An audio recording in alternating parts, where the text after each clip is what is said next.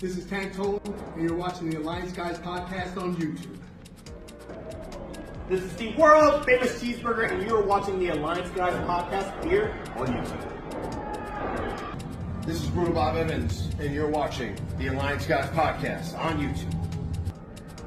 Ladies and gentlemen, this is the Bullhead Brute, AJ Kazana, one half of the country gentleman from the National Wrestling Alliance, and you are watching the Alliance Guys here on YouTube. Bah! Bah! Bah!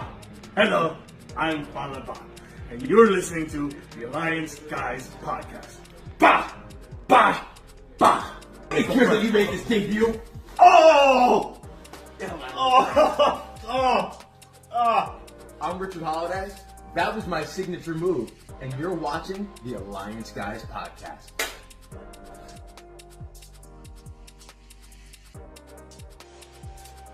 What is up, everybody? Welcome to the Alliance Guys podcast, a presentation of Alliance-Wrestling.com, your number one source for news and information for the National Wrestling Alliance. But I'm not here alone. No. I have friends. My friends are Jaden and DKM. Fellas, welcome to the show. How are you guys doing today? Real quick, behind that Lego AT-AT, is that the claw of Omega Supreme? It sure is. This is it's the one that's on the TikTok shop, and you would think I would have a link to it, right? But yeah, there it is, Omega Supreme. Anyway, just talking about him. I know you had it, but for some reason the claw stuck out while I was looking at it. It was like Baron Von Omega Supreme. Baron Von Omega Supreme. I like it. We have a special guest right now, Jay. Oh no, he's not special. He's one of the co-hosts. Really? DK was calling them special. That's rude, DK. You don't know how I meant it. Oh, well, what's up, Rick? How are you today? Great. How are you guys today? Can you all hear me okay? Yeah. Yes. Excellent. How's everybody doing today? Good, man. How are you doing? I'm great. Sorry I'm late. I accidentally took a nap. So I don't think that's not an accident. That's called a luxury. I woke No, up it's 2 minutes not. beforehand and ran around like crazy. So anyways. If I accidentally take a nap, I don't sleep. I don't sleep no matter what, man. I'm kind of like first of all, this hat makes me look like I'm not okay. I'm okay, guys. I'm not sick, I promise. Sure. If I I'm take a not nap, sick, but I'm not well. What was that? if I take a nap, that just means I got 1 more or 2 more hours of sleep than I would have normally. I had a very busy day. I finally booked my hotel. I finally got my car rental, and I will be in New Jersey and in Philadelphia for the NWA 78th anniversary and the Dangerous Adrenaline Wrestling Gladiators live event during the Mammoth County Fair. And I'm very excited about both of those things. I know what you're excited about. Yeah, I'm about to say. What does that mean? What are you implying? Yeah. He's excited about seeing some of the great professional wrestlers of Dangerous Adrenaline Wrestling Gladiators, like, I don't know, for example, maybe the World Wrestling Grand Prix Women's Champion Gabby Ortiz, the strong, powerful Latina baddie that she is. he thinks she has great assets in wrestling. I don't even know how to respond to this, gentlemen. Just agree because we all know it's true. Look, there's a lot of things I'm looking forward to this weekend, and women wrestling is important too. I'm not here to discredit women's wrestling. I'm not here to do that. Okay. Yeah, we're not saying you were discrediting it. I actually heard that from sourcing from like Chicago or something like that. You hated women wrestling. Yeah, apparently that was the old story. That was the old rumor. I said I didn't like women's wrestling that was being represented by the WWE at the time when it was like more divas and stuff. Yeah, well, it was like hey, that's a lingerie match. Hey, it's a pillow fight match. It's a mud match. Like that's not wrestling to me. That's glorified. Like if they were gonna put that on TV, like they might as well just open up an OF page and done it there. They didn't have OF back then. They should do it now. They probably do. Oh, maybe they do. That's not where we're supposed to start the conversation this week, by the way. We were supposed to talk about the DCEU. I enjoyed Supergirl. I don't know why so many people had so many bad things to say about that. And I haven't seen it yet, but everybody I know that saw it said that they really thoroughly enjoyed it. So yeah, I don't get the hate for it. And I heard okay. That's what I heard. yeah. I would say, like, look, and I said this on our Discord. Breaking news: we have a Discord. My Mendoza line for bad comic book movies kind of is like the Eternals, right? I did not care for the Eternals, and with that being said, I didn't care for a lot of the Snyderverse of the DC universe. I thought Supergirl was really good. Was it great? No. Was it the best movie I think will be out all year? Absolutely not. You got Spider-Man coming out next week. But I thought it was a great movie, and me and my daughter went and saw it, and it was good. I liked it. Well, I've heard, and I probably won't watch it until it's out on digital, which I think is supposed to be next week. Yeah, it's next week. And but what I've heard is that it's very choppy and not put together well. And they say the director, you'll have to forgive me because I don't know any names outside of James Gunn. They said the director wasn't very happy with the movie. The studio kind of watched his cut, and they weren't very happy. The scores were coming back, and the test audience scores were coming back in the 60s. The director kind of did a revision. The studio did their own part. There was only about 11 minutes difference. People claim it didn't make any difference, those 11 minutes. And it scored like 62 for the directors and 64 for the studio's version. So they put out the studio's version, and they kind of knew from the beginning it wasn't going to be really big. Now, I haven't seen it. I can't comment on it. As long as the dog ends up well at the end, I'll be happy. Good news. I'm not hard to please on comic book movies. There's only been a few that I've hated. What? Okay. Regardless, it's got to be better than the 1984 version of the film. I never saw that. Ooh, geez, do yourself. That was weird. A box office bomb. Okay. So since we're talking, what is the worst comic book movie of all time? And you can't say Howard the Duck. Let's throw that one out there. You can't go Howard the Duck. Oh. What's the worst comic book movie of all time? Superman 4, maybe? No, it's definitely worse than Superman 4. Way worse. What about the Batman movie with Mr. Freeze and was it the Riddler? No, the Schwarzenegger one with that was horrible. That was one of the worst. Yeah. First of all, except for Falling Down, I can't remember the director's name now. I just think of it. I thought of it until I went to go say his name. But that Joel Schumacher hasn't done anything good at all except for Falling Down. He ruins. What did you like, TK? I said I did like Falling Down. With Michael Douglas, that Falling Down. Yeah. Yeah. That's like a great movie and too real life for me.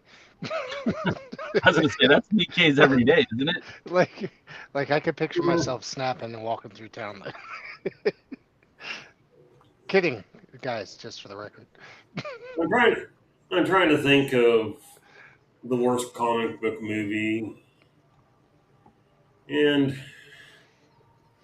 I don't know. I'm trying to pick between two. Why don't we Google it? You know, that's subjective, unfortunately, but I definitely did not like that Batman movie, Batman Forever.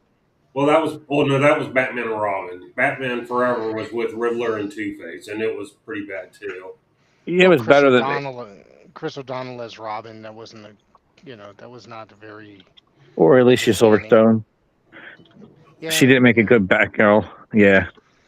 There's a lot of things wrong with that movie, but it seems like they just went more down road for children, I guess you could say, younger fans. It seems. Well, they did. Very good. Yeah. Well, Tim Burton got criticized for Batman Returns being too dark. Well, erotic dark. And so that's why it got replaced with Joel Schumacher. And Joel Schumacher was given a short leash. He was basically said, we want to sell toys. So that was the thing.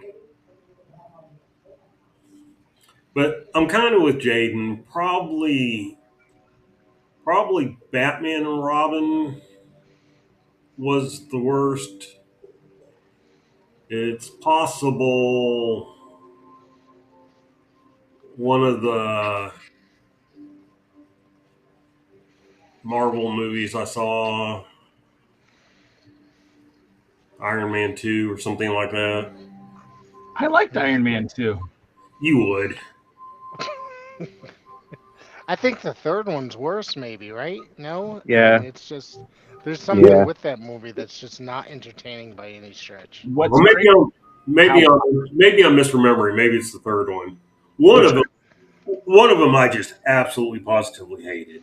I think they used more of like I'm sorry, but I think in the Iron Man they used more of a from the modern comics, like the villains or whatever. So which one had the guy with the whip? That was 2. Okay, that's the one I hated. I never saw 3 then. Okay. Because I hated 2 so much I didn't bother to watch 3. It's crazy how because you're not the first person I've heard say that they hated the second Iron Man. But what's crazy to me is, like, a lot of people think that Robert Downey Jr.'s portrayal as Iron Man was the glue that held the MCU together, and said it's been all downhill since he got taken care of. So. I get it. Everyone has their own opinion on it. Of course, it's cinema, and just like any other art form. Oh my gosh, how could I forget the Fantastic Four 2 from the original Fantastic Four thing? And I never watched the second version of it, which was said to be absolutely horrible. But the second movie with Silver Surfer. God, that was bad. That was pretty horrific. I slept through most of it. What about the made-for-TV Justice League movie that came out in the 1990s? Does anybody remember this? Yes, I do. Horrific. Yeah. If we're going to count TV movies, that lowers the bar tremendously. But we just said comic book movies, so we didn't say specifics. I was also going to say Starship Down. Was it? It had John Travolta. That was a comic book. Oh crap. Battlefield Earth? Battlefield Earth. Yeah, that's it. Battlefield Earth. One was based on an L. Ron Hubbard novel, correct? Yeah, and I think it was a comic book too. Yeah, yeah. It was. I tread lately. I live very close to the Scientology center here in Oh, they're where I listening. live. It's like the Okay, main. great. Jay loves Scientology. The rest of us. Oh, by the way, Willie, I'm probably one of the few people that mostly agree with you on that. Wow, really? What Well, was that? here's my problem. Here's my problem. As far as the first Batman movie with Keaton is concerned, I like the overall movie. All You right. don't like Keaton. I like the Batcave. I didn't like Keaton's airhead Bruce Wayne, and I didn't. What? His Bruce Wayne was kind of an airhead, and then the second part was I just had a hard time buying him as Batman. Batman's 6'4", 230 pounds. There's a scene in the movie where Bruce Wayne and Vicky Vale and Alexander Knox are in the same room looking at his collections of armor from around the world and everything like that. And Michael Keaton is literally the smallest person in the room because Vicky Vale's in heels and stuff like that. And it's just like, yeah, no. It did not work for me, dog. I think that's like the greatest movie. Like one of the I don't know. There's something about that movie that I've always enjoyed. Before it was cool to say that's the coolest Batman movie. I mean, I saw that in the theater as a kid and thoroughly enjoyed it. The only reason why I went and sat through the god awful Flash movie from a few years ago was because I wanted to see Michael Keaton don the cowl one more time. I thought it was true. I sat there and thought, if we could have just clipped all the footage of Bruce Wayne and Batman, Michael Keaton, and just given me a soft Batman 4, right? Or Batman 3, whatever it was, I would have been good with that. With Michael Keaton, like, yeah, that's where I was at. So I disagree. Well, the crazy thing is, like I said, I actually like the movie. I watch the movie at least once a year on a whole. I've just never bought I don't know. I just never bought him in the Batman Bruce Wayne role. It's just, I mean, I don't know how he played Batman. I didn't even necessarily have an issue with how he played Bruce Wayne. I did, but that was probably Tim Burton. Like a lot of people would complain about Chris O'Donnell's Robin character in his two movies. And yes, I agree he was too old and shouldn't have been in the part. But I told somebody, I go, he was just acting what the script was calling for. So I didn't have a problem with his acting in the movie. I had a problem with the scripts. Did you ever hear the story that, like, I think it was Marlon Wayans was supposed to be Robin, and they actually ended up paying him for multiple Batman movies because he was supposed to be the Robin for Michael Keaton, I guess? I don't remember if it's in the original Batman or if it was in Batman Returns. But yes, he was originally cast. And someone said he's actually in the credits. Interesting. I've never slowed down the credits to watch. But yeah, he got paid like a royalty or something like that. He has one of our TikTok friends, Rap God Thanos, says he has an actual picture of him dressed as Robin. That would be cool to see, though. Actually, I always thought like that's interesting because I don't think he filmed any scenes. When I was a costume trial, probably. When I was a kid, I didn't think Chris O'Donnell was bad. When I was a kid, I kind of liked Alicia Silverstone, so I was okay with that. I don't remember any of those movies being bad, but I can't tell you the last time I went back and watched any of them. I thought Val Kilmer was a good Bruce Wayne. Who was a good Bruce Wayne? Val Kilmer. Yeah, I liked him as Bruce Wayne. Tell Willie Bowen Tell Willie Bowen that I'm going to keep going. Tell Willie Bowen that Tyrus also agrees with him about he doesn't like Michael Keaton as Batman, and he also thinks it should have been Alec Baldwin. We just got Willie Bowen back watching the podcast. And again, I want to take 1 second to apologize to Willie, to Sean Mega, and anyone else who indirectly was hidden and couldn't be heard the last few months on the podcast. I don't know what happened. I don't know what was going on, but somehow, some way, there were a few of our regular audience members who were hidden and were not able to participate in the live stream chats. I own that. It's on me. I take that. But I didn't remember specifically muting anybody. And I don't think any of my moderators muted anybody. But evidently, I went and looked after Sean complained about it. And sure enough, there were 3 people who were muted that shouldn't have ever been because they're part of the what I'd call the family. So apologies, Willie, if you're still here in the chat. My most sincere apologies. If Sean Mega is still here, apologies to you, sir. And Steve G is the other guy. I haven't watched on YouTube for so long. I wouldn't even be able to. I didn't. But. And then real quick, I'm going to throw this out. A couple of people are talking in the chat, so I want to throw these out. Willie Bowen said Christian Bale is the best Batman. The real Shrek says I liked Ben Affleck and Christian Bale. And then going back to Rap God Thanos, he says, my bad. He was paid $100K, but was cut, didn't dress up. My bad. So he's taking that back. I have a comment over that. I don't like Ben Affleck in anything, period. The only thing he was good in was Mallrats. Okay, that was a great movie because it's kind of reminds me of he might be playing himself in that movie.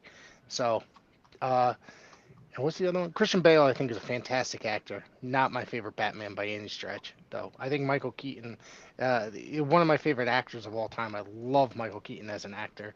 And to see him play Batman as a child, it was kind of awesome because the only thing I knew him from was like, Night Shift and Mr. Mom and stuff like that. Don't forget Gung Ho. Oh, God, great movie. I finally pulled one out that I knew that Rick knew. Great movie.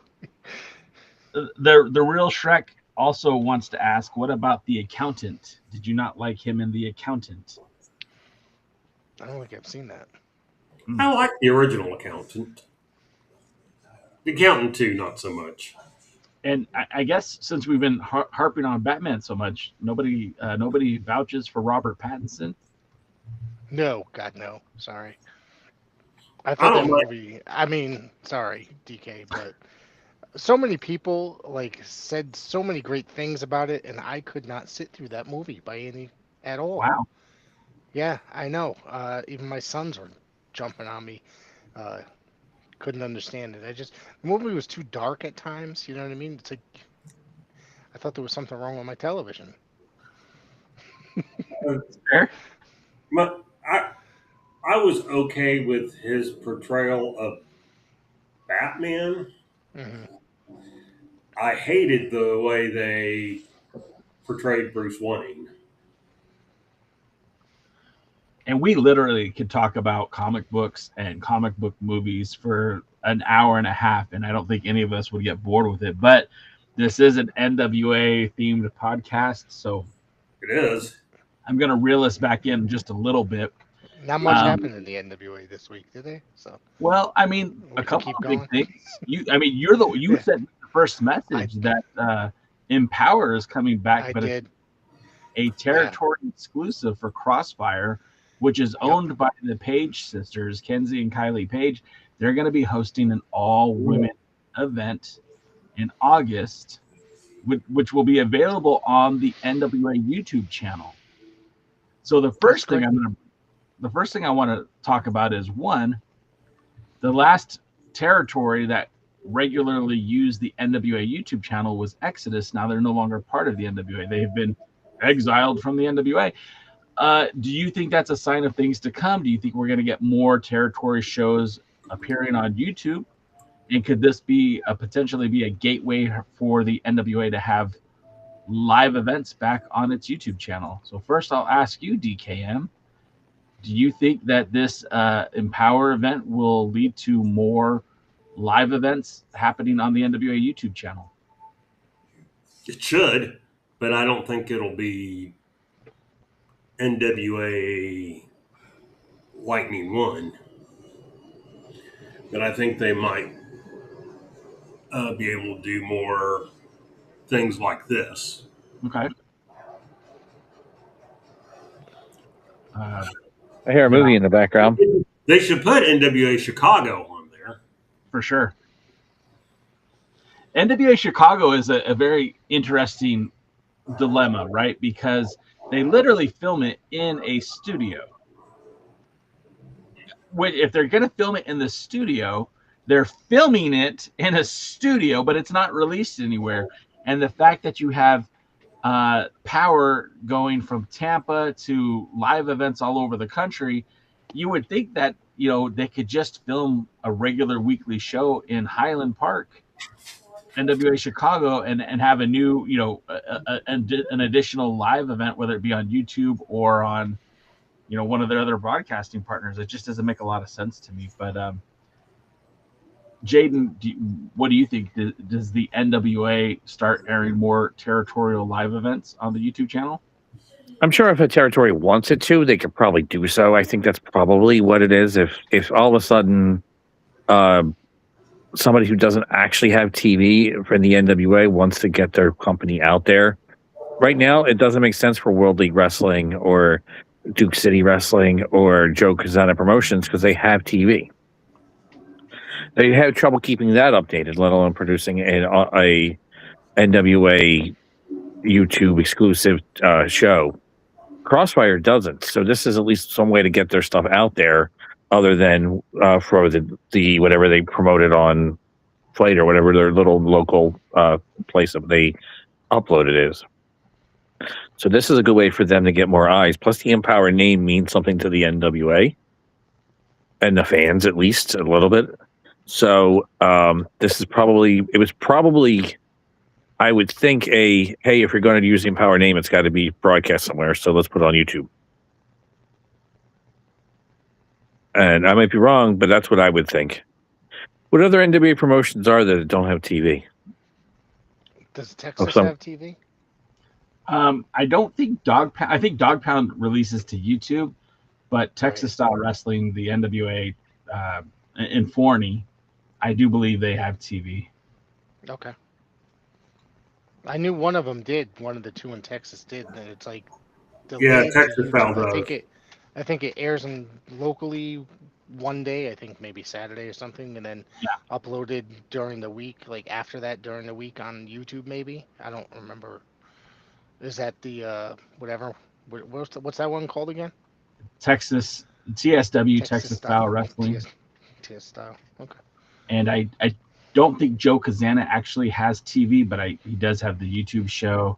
Kross Fire had been uploading most of their stuff, I think, to Title Match Network. Okay. And then I don't think FTW has any kind of TV presence. Of course, NWA Chicago doesn't have any presence either. So I mean, those are the three that I don't think has television, like Jaden mentioned. So again, using the NWA platform is certainly a good way to put that out there to get eyeballs on it. And I'm not sure how it works with Billy. I don't know what if there's any kind of profit sharing, but it's very easy to check your how what content is earning on the YouTube channel, and if they're putting out a whole live event, they should be able to see the numbers, and honestly the NWA should be paying them for that content. Absolutely. I think that I'm kind of excited to see that Empower is coming back, and obviously Kross Fire's hosting it on the NWA YouTube. I think more NWA groups should be utilizing that NWA, the ability to be associated with the NWA and on their live events on their YouTube, etc., because it'll get more, that NWA name will get them more views, you know what I'm saying, on their YouTube, and it'll be more fun. I still haven't seen any crap from groups like the Texas group or what's the other one called? Kross Fire, anything like that, or Chicago. Like, anything like that. And so it's like the NWA name. It should be a great crossover where they should be, utilizing it and uploading to the NWA main YouTube channel. Maybe even putting a couple matches here and there on their, Power, etc. Well, and I'll throw this out there for you. You guys, it's well documented my relationship with the United Wrestling Network. Sunday Night Slam has aired on the Alliance Blog YouTube channel now 3 times, and it's a dual broadcast. It's actually multi-broadcasted because they have different content creators across the country airing those episodes, and I won't get into the business aspect of it, but there's a St. Louis wrestling news YouTube channel where they broadcast it, and they're getting thousands of views on that channel. And then, I'm getting, thousands of views on this channel, and Memphis is getting 1,000 or plus views on their channel, and the United Wrestling Network is airing it on their YouTube channel. And all this to say that there's probably maybe 6,000 views that have accumulated from this piece of product, where if it was just on one channel, it'd only be seen by one audience, and maybe that number would be great for that one channel, but I think less eyeballs are seeing it. And if I'm the NWA and if I'm the territories, I would say, hey, Billy, we've got this big show. Let's simulcast it both on the NWA YouTube channel. Let's put it on our YouTube channel. Let's go ahead and try to stream it on Title Match Network or anywhere else where we could put out content, because honestly, when you're talking about the NWA, it's a quest for eyeballs. As far as Billy Corgan goes, this is a side hustle for him. This is a side gig. For Billy, it's not about the money. For Billy, it's about the exposure. He wants the NWA to be able to compete with the WWE, the AEW, the TNAs, the MLWs of the world, right? But right now, he doesn't need to have a big TV contract. He's producing TV for X. He's producing TV for Roku. Now that he's on Comet, I mean, for him, for the NWA, it's not about money. It's about attention. It's about eyeballs. It's about getting as much as you can. And in reality, they should be on every channel they can get on. They should be on all the fast channels that they can get on. They should be on all the streaming sites that they can get on. They should be on YouTube. They should still be on X. And I'm parroting what Jaden said a few weeks ago. Like, they should be everywhere they can be. They should be on Facebook. They should be on TikTok. You could stream these. You could stream this. We're streaming right now on TikTok. Right. But all that being said, a partnership with the territories by putting their show on the main NWA channel, which, let's look. I forgot how many subscribers they had. I think the last time I looked, it was over 20,000, or it was over 200,000. Excuse me. It's all eyeballs that weren't there before. Because it's a different product, and it might open them up to, you subscribe to it. It might open you up to, like you said, Memphis wrestling or what have you. The content that we're creating here because of Sunday Night Slam, people will turn to Sunday Night Slam, and then they'll discover the show. You know what I'm saying? Stuff like that. So it's kind of interesting. It's an interesting map, I guess you could say. There's 370 subscribers on the NWA YouTube channel. And 370,000. What did I say? 370. Yeah, sorry, 370,000. Oh. It's a very big number, right? And again, maybe not everyone who subscribed in the in the early days of Power or the early days of the 10 Pounds of Gold series are the same people watching on Comet.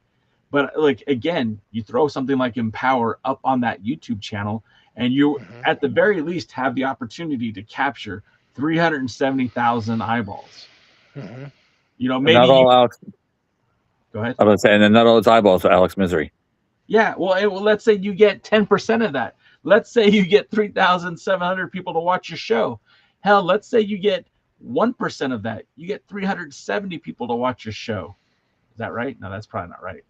Anyways, I'm not a math magician. I'm just saying, if you can get more eyeballs on your product by partnering with the NWA YouTube channel, which I feel like they're heavily not investing in that, and they should be, because I feel like there's a huge ROI there. If you're just putting up something that's already airing somewhere else, what's the downside?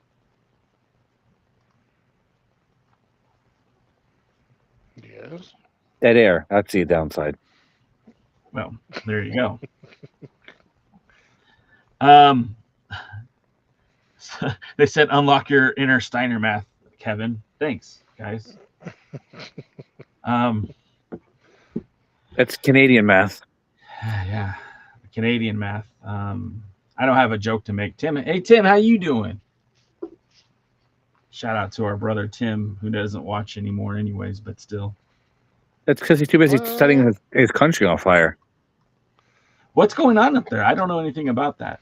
I don't know. Well- It's real smoggy over here on our end. Apparently, Tommy Rich has been touring Canada because there's a whole bunch of wildfires.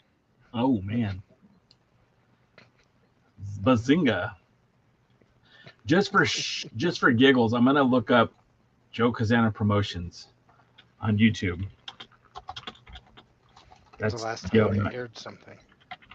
I think they might even be live right now. Let's see. My hair looks crazy. It looks no less crazy than it usually does. Thank you. Feel the love. I don't want you to play anything. I just want to look at the channel. Stop. And I hate being. I don't. Sorry, guys. We'll get this figured out. Just give me a second here. We're a professional podcast here. So Joe Kazana Promotions only has 3.2 thousand subscribers. And I say that not to besmirch Joe Kazana Promotions. They are a independent wrestling promotion in a very crowded market in Tennessee. However, if they were to produce this show, their show called Glory, which has had matches with Hillbilly Silas Mason, your NWA World's Heavyweight Champion, if they were to put those matches, that card, available on the NWA YouTube channel, again, they've only got an opportunity of the 3,000 subscribers that are subscribed to Joe Kazana Promotions. They have 1.6 thousand views on that. Imagine if it was anywhere from 2,000 to 3,000 views per episode. Actually, one's got over 4,000. So yeah. I mean, they're doing something right with such little. You know, the views the subscribers don't match the views. You know what I'm saying? And if they were able to, and this is their new show Glory, and it's like 6 episodes in. If this was available on if this was available on the NWA YouTube channel.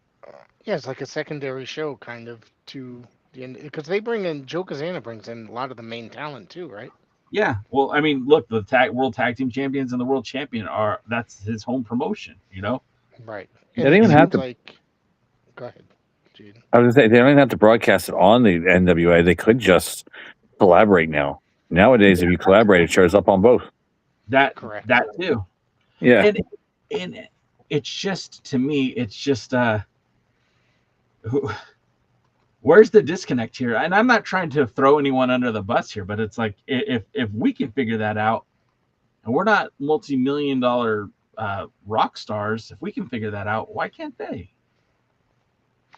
It also seems like the last episode was aired 2 weeks ago. Yeah. So there's always seems to be, maybe they do a recording and then there's like 3 weeks worth of content when they do the recording or something to that effect. You know what I mean? Yeah. They don't always have a month's worth of, which is they need a way to stretch the footage out as well. Yeah. That's where promos and stuff like that can come in handy if you have a good promo, especially with somebody like Silas Mason, and backstage segments that aren't in a tattoo parlor or in a therapist office. Yeah. Maybe they could actually stretch out. I think that JCP is probably one of the better territories. Better. Sometimes I thought it was better than Power in most cases, watching this weekly. Well, I agree. There's certainly something to that. Well, a great old school wrestler that is doing the booking and such. So, just they're not necessarily using him to his fullest on the main show, which is they're just using him as a manager for his kids. You know what I mean? So he should be involved creatively, I think, on the main brand, because it could really bring something to Power, I believe. Does Joe actually do the booking? I was under the impression it was one of his Santo? kids and I mean, other people. he's I gonna have don't some know. sort of say, right? I don't know for sure, but I would imagine it has a lot to do with Joe, AJ, and I'm sure Casey has something to add to it always. And I'm sure it's a family affair, and there's nothing wrong with that. But again, to me, the shameful part of it is of their 3,000 subscribers, their most recent episode has like a 50% watch rate. And again, like Jaden mentioned, if you collaborate, there would be a whole section of the territorial collaborations with the NWA that people who are looking for NWA content on YouTube could just say, oh, there it is right there. Heck, if you look at the NWA YouTube channel, they don't even list the territory members. Like if you go to the Alliance blog, you'll see like there's I call it co-conspirators, but like these are just people that I'm trying to help promote too, like Iconic Heroes of Wrestling Excellence, Dangerous Adrenaline Wrestling Gladiators, the Rick Del Santo Show. I think I have a few others, the Soto 619 Wrestling, and there's a link right there that people could just, if I go to your channel, there it is. And the NWA doesn't even have that for their territories. And what I could, if I had control, that's on the people that are running the ship on as far as the social media and stuff like that there. You know what I mean? I don't think that they're the brightest in most cases. Maybe that's why Billy wasn't making the money he expected on YouTube, because the person who's running that channel isn't really doing a very good job. I think that if I was running that channel, I'd probably make everybody money. I'm for hire, Billy. Hi, Billy. I'm for hire. And I work cheap. So is Spencer. Spencer for hire. Oh, man. Synchronized swatches. Let's go. Wait a minute. Did someone say Jay was for hire? Yeah. All right, look. You'll need a long rifle and gloves. Jeez. And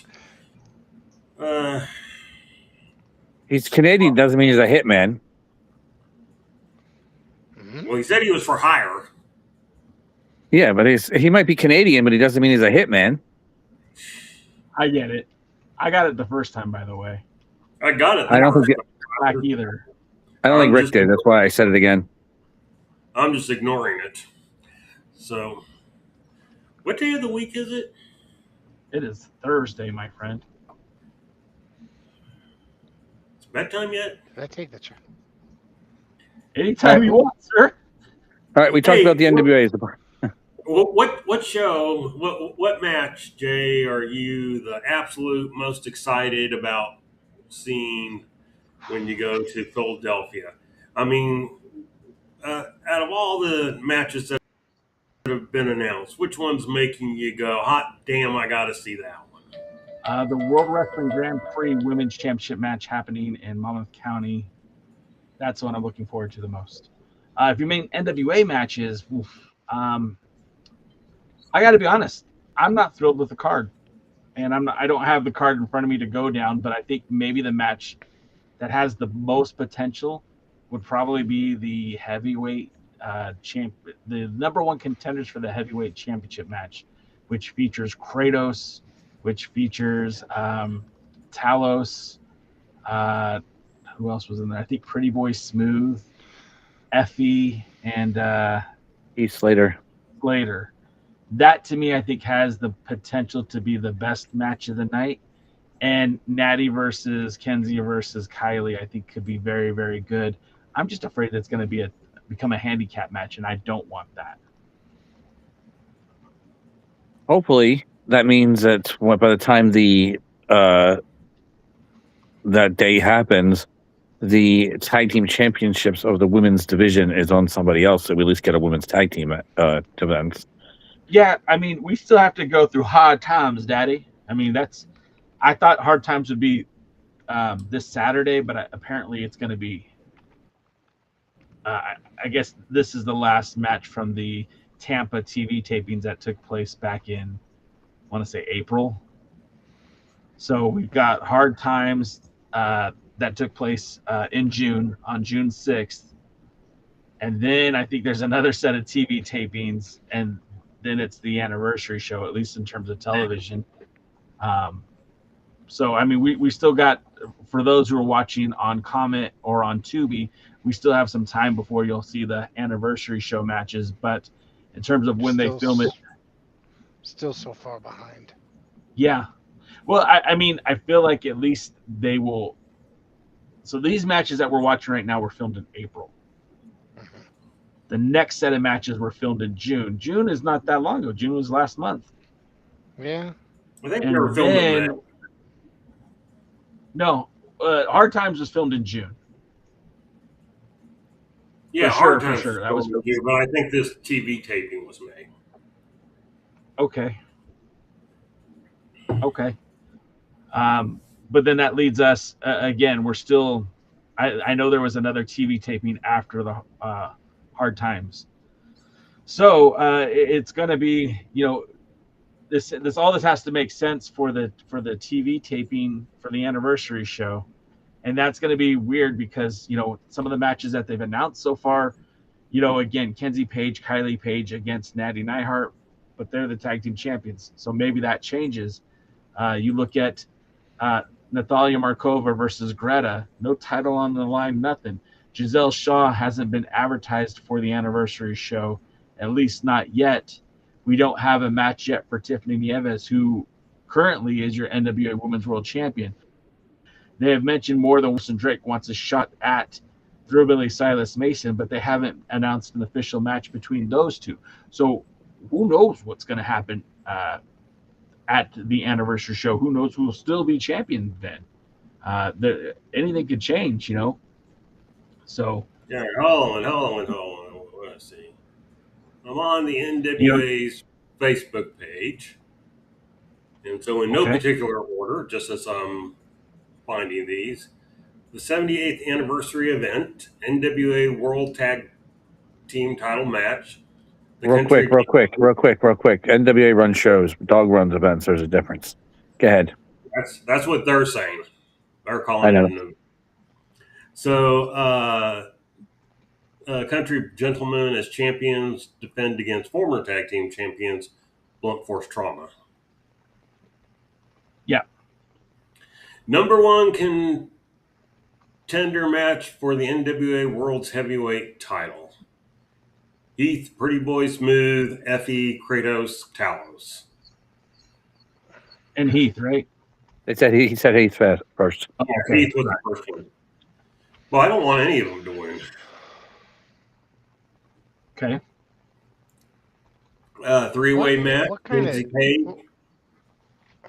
Page, Natalie Neihart, and Kylie Page. One of the Page sisters have another falling out here in some of these tapings.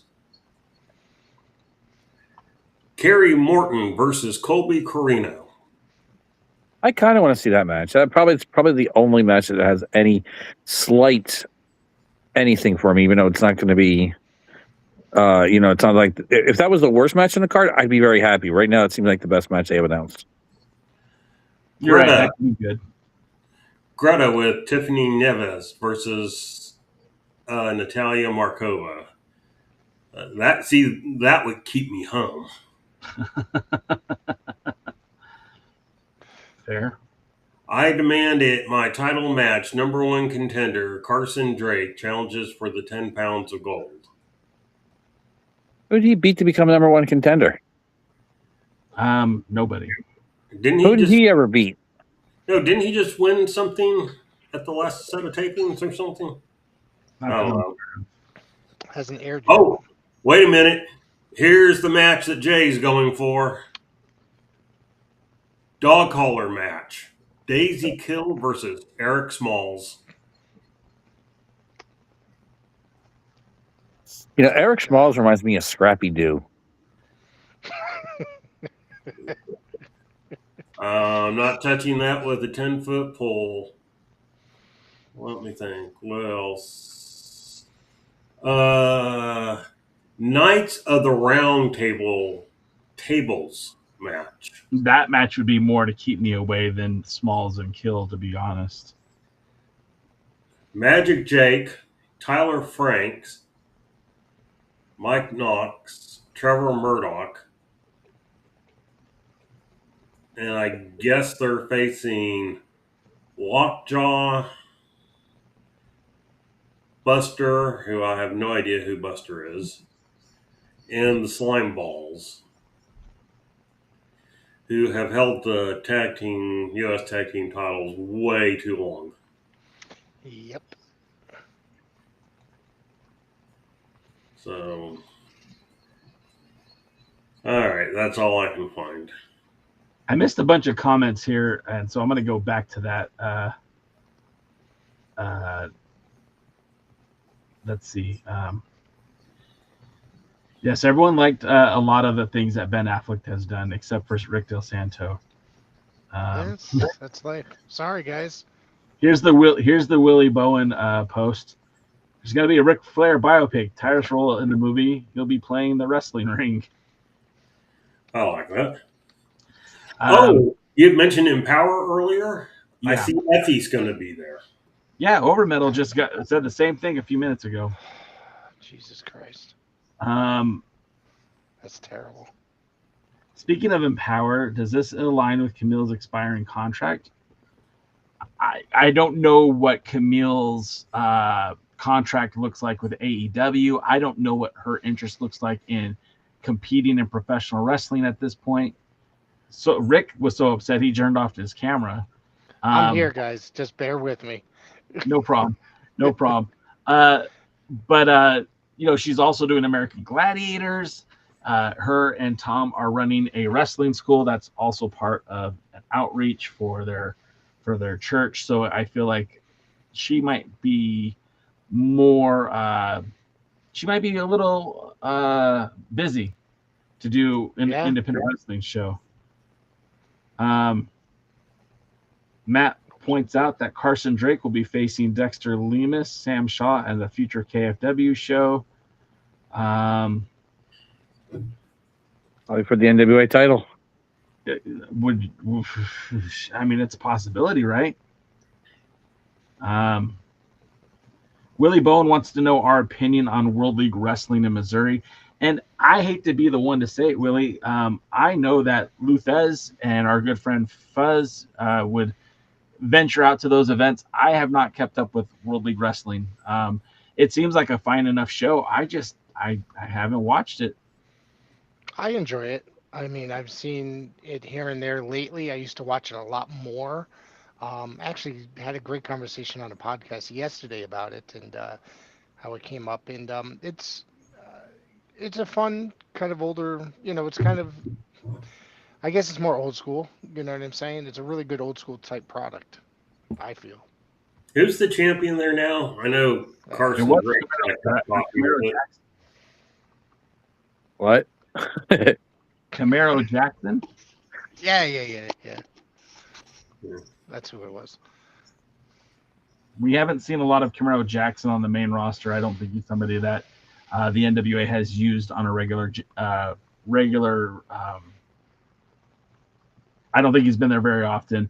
DK didn't like that answer. He dropped off. I'd also point out that they have Raheem LaSuede, who I very much enjoyed him when I saw him when I was out in Illinois watching what was that company called? Wrestling Shoot. I don't know. It's funny. Shoot. No, no, it's I can't remember the promotion's name. When I went out for the anniversary show that was at the Chase, I went to a little promotion in Illinois because who was out there? The girl from Chicago. Oh man, why can't I remember? You're not giving us much info here, bud. Misa Kate. Misa Kate was on the card for this wrestling promotion in Illinois that was on the Friday night before the Saturday anniversary show at the Wrestling at the Chase. Me and Dave Scooby went there, and I saw Raheem LaSuede, and I thought he was really, really good. And it's one of the guys that I wish that we would see a little bit more of, especially in the junior heavyweight division. Again, getting more into the chat, and then we'll get back to some stuff here in a minute. Noob says the match he was looking forward to seeing is Natalia Markova versus Greta. But in my opinion, Greta is not a main event player and should not be against top talent like Markova or Giselle Shaw. I tend to agree with that. Matt says, I have a feeling that the Slime Balls won't be champions at 78. I don't know, man. I talked to them this past week. They said that they have a 4-year reign guaranteed as the presidents of the United States NWA champions. How now? I have to ask you. I did not get to see the whole thing, but DK's. I don't know how we have 2 DKMs then. Do we need Oh my one? God. I mean, but DKM, speak real quick. Hello. Okay, now I know which one to get rid of. All right. was it, Wrong The line. other one was more. The other one was more Mitch McConnell. Oh my God. All right, go ahead, Rick. I'm sorry. was that had to be a very stressful conversation? I would assume. No. 20 Believe it minutes or of it. not, Oh, believe wait, it or never mind. not, because I had already talked to Alex Misery and the now current tag team champions for the iconic Heroes of Wrestling Excellence, The Wave, I was used to some crazy guys talking to me and having 2 of them at the same time. What made it easy is that they were in the same window, so at least it wasn't like two different windows were trying to talk at the same time. Yes, thank you, Luthez. It was WrestleMax was the promotion. It's funny because that was the graphic that we used this week for this week's flyer, that Wrestle St. Louis Max. Anyways, back to the discussion. It again, the Wave really prepared me on being able to talk to 2 crazy guys in a tag team, and thank you for that, DKM, because it did help me in preparation for that. I'm about to get you to talk to the Primal Fear. Well, they're more than welcome to come on anytime. I will arrange it. Let me know when they're available. I know we're supposed to have Biggie Biggs, who will join us this Monday in a special Alliance Blog podcast, and more details will be available this week.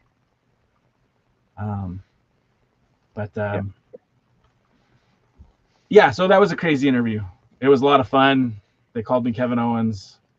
Joke never gets old. So, go ahead. Go ahead. No, Matt says that he thinks that the Hard Way are going to win the tag titles at Hard Times. I don't know. That'd be cool. I like the Hard Way. I think they're a good tag team. I really like that Dalton McKenzie kid.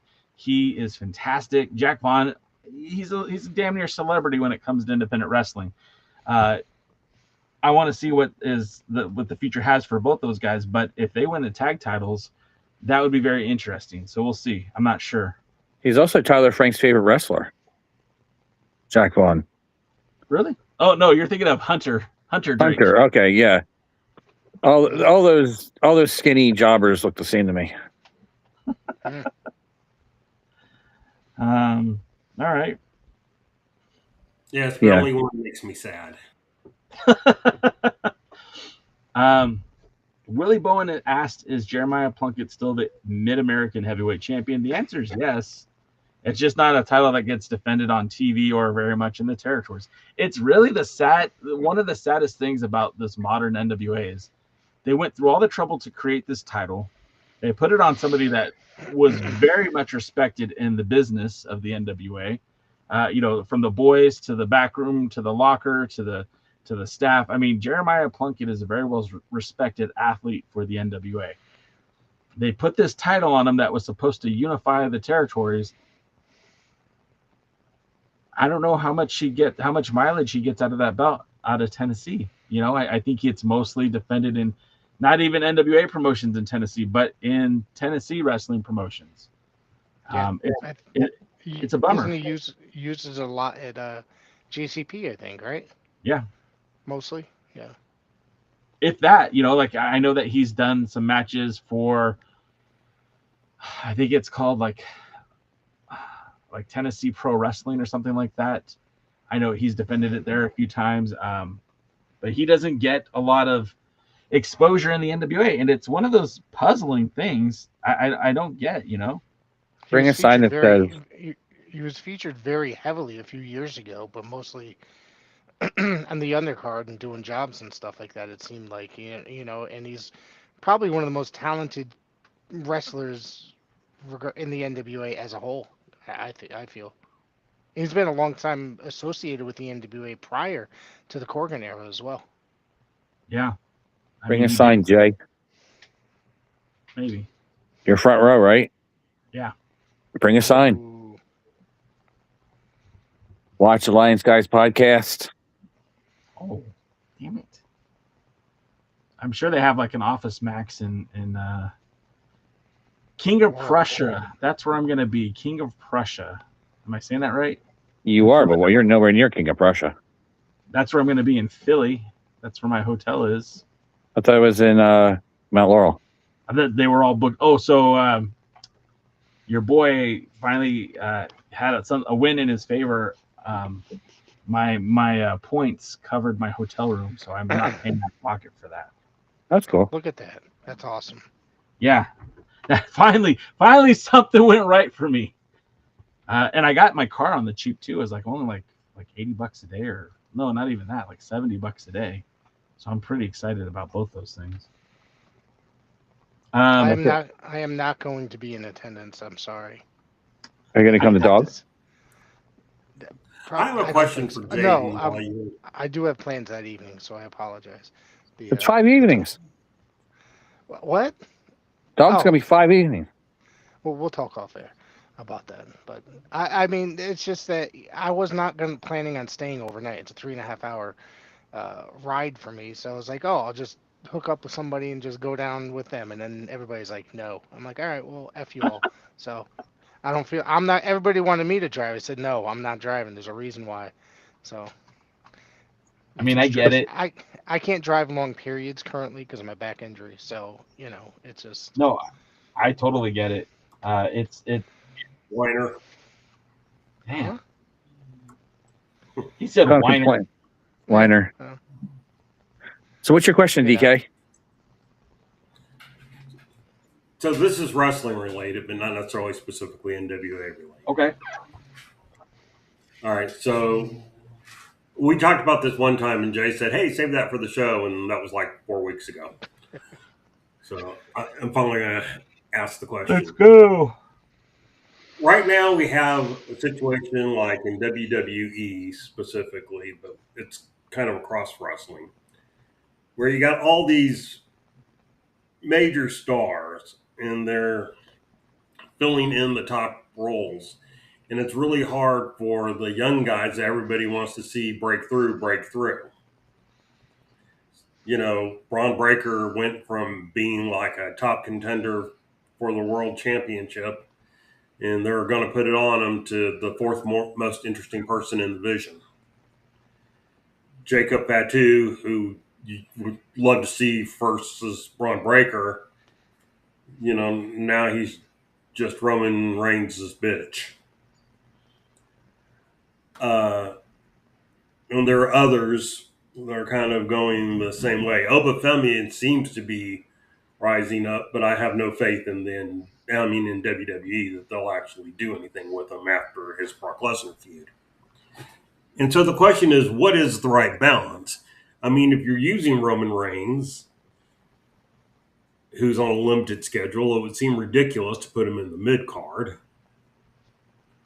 Some of the others, I don't know. Cody, what do you do with him if he's not in the main event? So how do you rotate in some of these younger guys and get it? I always remember Jim Cornette talking about one of the problems they had in the NWA in the late 80s was if you put Ric Flair in a match with Sting, you sold out. If you put Ric Flair in a match with Lex Luger, you sold out. If you put Sting and Lex Luger in a match, not so much. So how do you go about building these guys up so that, one day we have Braun Breaker versus Jacob Fatu in, main eventing WrestleMania 40 4. I don't know what number we're currently on. Is this question to me?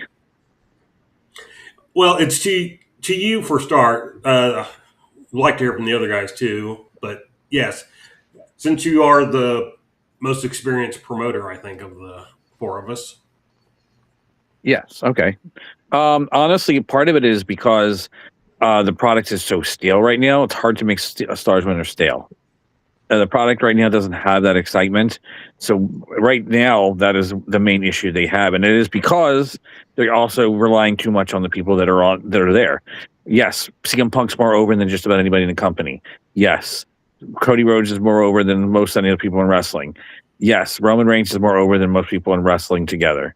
But the problem is right now is they don't have anything special to really add to put against a Roman Reigns, to put against a CM Punk, to put against a Cody Rhodes, to be able to make them. Because the problem is they think immediately just getting a win over one of those might immediately make them. And it's so much you need beforehand, so much you need during, and so much you need after. Putting one of the main thing that wrestling fans have this weird desire is like, oh, he's got a belt, he's being pushed. No, you could have a belt and not being pushed. Larry Zbyszko was the Western States Heritage Champion in the NWA, but he really wasn't pushed. He was still as a low carder, even if he was more talented than that, because that title didn't mean anything. And if you have so many of these titles, how many does the WWE have? Like 74? And something close. If I'm not, none of the titles mean anything. So putting a title on somebody doesn't mean anything. They have 2 different world titles, 2 different secondary titles, 2 different tag team titles, 2 different women's titles, and then 2 different women's secondary titles, and then 1 women's tag team title, and then everything else for all these things. None of these mean anything. The first thing they need to do is eliminate the championships. Limit it down to just the singles. And I would eliminate 1 woman. I'd eliminate all 4 women's singles belts, honestly, and just have the 1. Then you have that 1 challenger that everybody grows for. So the TV now needs to have everybody who is a star and everybody who wants to be a star, who they want to be a star, talking about how they we'll say they put the title on CM Punk. He's the one I'm right now for some reason it's the one it's the only I don't know who the other world champion is. So CM Punk's the WWE champion. So right now. Okay, I didn't even know that. That should tell you something. We have 1 world title. It's world champion at CM Punk. So Roman Reigns needs to be talking about how he wants to get that world title. But so does Obafemi. And so does Braun Breaker. And so I know everybody don't like him, but the guy from Paul, what's his name? Paul Schaefer? Logan Paul. Logan Paul. Logan Paul has to be talking about how he wants to be world heavyweight champion. Anybody who they want has to constantly be talking about how they want to be world heavyweight champion, who they want to get over. And then they got to get wins over people on television. And then on pay-per-views, they have to get wins over people that matter. So they need to keep building up. They need to keep, like, Logan Paul and Braun Breaker aren't in the tag team picture right now. They shouldn't be. They should be getting singles wins. Same thing for Jacob Fatu. They should be getting singles wins all the time on television against different competition, and then maybe have 1 match with each other to get a shot at the world title, and then that world champion, they beat somebody else maybe to get to move up there. They beat a Seth Rollins. They beat somebody else who's higher up on the card. And they keep getting these wins until they finally get a match against the world champion. Now, the world championship match, they're dominating the world champion. They're dominating the world champion. They're dominating the world champion. The champion does something as a heel, does something dickish to get disqualified. Now, he's like, I'm never wrestling that guy again. He's got to back down the ladder. So he refuses to wrestle him. So now he works his way back up and wins the Royal Rumble. So he has to wrestle against CM Punk. But this time, to make sure that the crap that happened before doesn't happen again, it's inside a steel cage. And inside that steel cage, nobody interferes. Nobody comes in and jumps that steel cage. Nobody hides under the ring in that steel cage. It's 1-on-1. And then all of a sudden, that Braun Breaker or whoever it is gets that big win and beats the world's champion. And becomes the world heavyweight champion, and now he's a star. And now you need to have a bunch of people lined up for him. The problem with Sting is Sting's journey to the NWA World Heavyweight title against Ric Flair the first time was great. They had nobody lined up for him to defend against. It was Ric Flair only. They didn't have a whole list of people building him up. They didn't have Arn Anderson getting a bunch of wins. They didn't have Barry Windham getting a bunch of wins. They did have Sid Vicious, but Sid Vicious is limited in the ring. Mr. Wonderful Paul Orndorff, who was his partner, could have been tag teaming him with them in a few matches against the Horsemen and turned on him. And then they could have had Mr. Wonderful built up as a challenger. Lex Luger was a heel. He needed to be built up, so they made that match important. The problem is they didn't make any of those matches seem important, and Sting's first reign was garbage. And that's the problem what they're doing right now. There's only people that are over are the people that are already over now, and they're not doing a good job of building them up. So they have to do everything they can the right way and just completely eliminate all the stupid stuff and just focus on the one World's Championship, and everybody's trying to gun for it. And then everybody's talking about that champion and how they want to match. And then they win matches to go up that ladder because wins need to matter. And they need to beat these people, not have them kick out or have a foot on the rope or not have a random spear out of nowhere. They have to beat them decisively and get those big wins to build them up to those championships. And that's what they're not doing right now. Anybody agree or disagree? Yeah, I mean, I agree. I mostly agree. What do you mostly don't agree about it? Or minorly don't agree about it?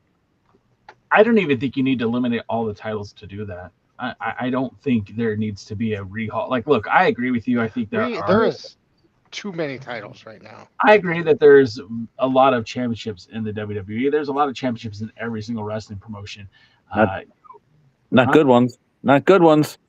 The NWA has 1 hour of television a week. They got too many titles on TV each and every week. I'm not disagreeing with you on that. I think that every single wrestling promotion right now has too many titles. Yeah. But I don't think you need to get rid of them to do what Jaden is describing. I just think, like, look, remember, let's just even go back to like 20 years ago. And I know that seems like forever for many people, but I remember watching Raw and then switching back to let's go 25 years ago. I remember watching Raw and then flipping to Nitro and going back and forth. And the rosters for the WWE back then was much smaller. And you had less TV time, and you were able to elevate these people by basic storytelling. Mm-hmm. And what's changed? There's more TV time, there's more wrestlers, but they're wrestling less now than they've ever done in the history of the WWE. They're literally, including how much they wrestle on the shows. Yeah, no, I mean, they have an event, SummerSlam, scheduled, and there's only 6 matches announced for 2 nights. For 2 nights in a giant arena or a giant stadium.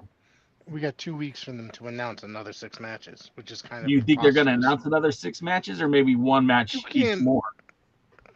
The tools are there. SummerSlam. You're not gonna. It's SummerSlam. I don't think you're gonna have 6 matches or 8 matches squared upon 2 nights. I think that would be just. I try to do 5 a night. Yeah. Okay, so what I'm saying is still stands. There's less wrestling than there's ever been in the WWE, and there's more WWE programming than there's ever been. What they need to do is like what Jaden said. You need to build up these talents, but there's more than enough time to do it. There's more than enough wrestlers to have this be done. They're just not doing it. And the other part of this, which I do hear some people talking about, is the age, right? Like, remember when people were saying that Flair was washed up and he wasn't even 50 yet? You remember when they were saying that Hogan should retire and he just maybe gotten to his 50s? And I'm looking at a WWE main event roster where you see CM Punk 46, 47, right? Roman Reigns like 45, and a lot of the top contenders are over 40. And I'm not saying that you can't be older and be successful in this business, but there is a crop of young talents. Obafemi, Dominic Mysterio down the road, Logan Paul, Trick Williams, Carmelo Hayes, Joe Hendry. There's a lot of guys on the roster who have a lot of potential, but they're not using them to that potential. They're never going to get to that point. And by the time by the time the WWE needs to rely on those guys, they're going to be too old to make a difference. And they're not, I get how wrestling fans become attached to the talents, right? You see CM Punk, anytime they go to Chicago, whether it was AEW or the WWE, they're chanting for CM Punk. They want CM Punk. I get it. But the guy is, he's 48. He's 47, however old he is. He's on his last legs. Cody's not far behind from him. Roman Reigns isn't far behind from him. And at some point, they need to go with that youth movement, but they're afraid to do it because, again, they haven't been elevating them yet. How do you get them there? Exactly how Jaden described it. And I don't think you need to remove the titles for that to happen. I just think you need to execute something they have not done. I got 2 points against that. Number one, not all the WWE is bad at creating stars. AAA is great at it. Jeremy Borash and The Undertaker do a great job at it. Fair. What's your favorite dessert, Jay? My favorite dessert? Yeah. Let's just go with German chocolate cake. Okay. You love a good piece of German chocolate cake. It's great, right? Yep. And then you eat a second German German chocolate cake, and it's good. Diminishing returns. No. Yeah. One is good. After that, then it's overkill. How many giants did the WWE have in its glory days? The WWF. They had 2, Andre and the Big John Studd. When they started having it, everybody was a giant. Nobody's a giant. If everybody's a cruiserweight, nobody's a cruiserweight. That's the opposite in AEW right now. Yeah. Nobody's special if you constantly give too much of the same thing. And that's where the championships are. There's none of them are special. If they cut out and have it just a tag, the Intercontinental, the World Heavyweight, and they're perfectly fine in everything right there. That's all they need for championships. And then for women's, you got the women's tag. Yeah. No, I agree. Look. I think in a perfect world, there's one unified world championship in the WWE. In a perfect world, there's one set of tag team titles. And then I think it would be okay to have each brand, NXT, AAA, SmackDown, Raw, all should have their program champion, their TV champion. But everyone should still be in pursuit of that world champion, that main title. In a perfect world, that's what it is. But then I understand too, marketing, TV, everything else. Everyone wants to have the champion. That's why they have 2. I don't think that. Again, I see why they have it. I'm not saying that it's the best way to do business, but I understand why they do business that way. At the end of the day, though, I don't think you need to change the machine to make it work correctly. I just don't think that look, there's a whole 3 hours on Monday nights dedicated to Raw. There's 2 hours on Friday dedicated to SmackDown. Why do we have stars from Raw showing up on SmackDown and vice versa? And they have 1 million people signed on the contract too. Yeah. And then you look at like AEW, same thing. They have Ring of Honor. They built a platform for Ring of Honor. Why are we seeing ROH champions defending in AEW? That's a company that's already oversaturated with title belts. Now you're bringing in more champions to defend on AEW. Here's my saying, though: if you have one world title or you have no world titles. Not sure. I get that. But even in AEW, you got to treat your world title with respect, and I don't think that's something AEW does most of the time. No. Occasionally, but not most of the time. And this is where I was talking about, like last week. I go the way they've been hot-shotting the title, and it's just, hot-shotting the titles to Tommy Rich in Georgia. That was one thing.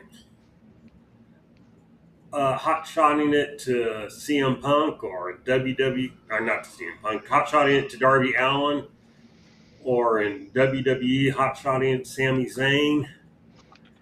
I don't know that works as well in this day and age. Was Darby Allin a hot shot, though? He held it 30 days. He defended against mid-card people for like 35 days or something. Hold on.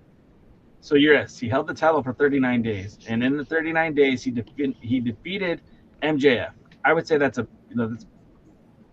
Well, that's when he won the So title. he defended against Tommaso Ciampa. Okay, not a top guy. Brody King. Not really a top guy. They He's were champion flirting for with the title. Brody King and MJF before Darby won the title. Kevin Knight, I agree, not a top guy. Pac, I agree, not a top guy. Takeshita, I don't count him as a top guy. I say he is. He was IWGP World Champion. They brought him in because he's holding the Continental title right now or something like that. Sammy, not a top guy. Mike Bailey, not a top guy, and then he lost it to MJF. And in the 39 days, he defended the title 8 times. That's, to me, like, that's not a hot shot. What they did with Sammy, I think, is a hot shot. But even then, like, it was a transitional reign. Let's say that again. It was a transitional reign. Yeah, and it was a hot shot. It was to get. No, I mean Darby was a transitional reign. It wasn't a hot shot. Well, it wasn't even transitional because it just went from MJF to Darby Allin to MJF. I mean, to me, any really short title reign, and for me, really short is under 2 months, is basically a hot shot. And so they kind of hot shotted it twice. They hot shotted it to Darby Allin, to MJF, and now they've hot shotted it to Kenny Omega, who might hot shot it to Will Ospreay if the wrestling experts are correct. Yeah. So, but to me, there comes a certain, Joe held it for a shorter amount of time in his second title reign than Darby Allin did. So it's, and I don't know that having Darby Allin, I mean, Brody King, yeah, he had challenged for the title before, but nobody's been expecting anybody for them to put the title on Brody King anytime soon. Well, I mean, but you just made the point, like, nobody expected. Well, then that's why you do something, because no one's going to expect it, right? No, that's Vince Russo. That's Vince Russo thinking. Oh, well, look. Controversy. That's the same. Let me finish my thought. I got a point. Well, I was making a point when you interrupted me. I'm going to keep talking to you. Thank you. You can mute us both, You interrupted me. I was still talking, and then you interrupted me. Different. So if you do not do something different, if you do not do something different, then it's if you do not do something different, it doesn't matter. That's what how do you elevate a champion if you don't put a belt on a new guy? You don't put it. How did Brody King become elevated? He was in those matches. He was having top tier matches. Why would you talking about? I don't even know what you're talking about anymore. How it relates to what I was saying about. If you would stop over talking me, you would hear what I'm saying. You can mute it. I was talking, and then you started talking over me. And so, if you'll let me finish my thought, finish it. If you let me complete my thought, all right, go. Stop bitching about it and go on with the thought. F you.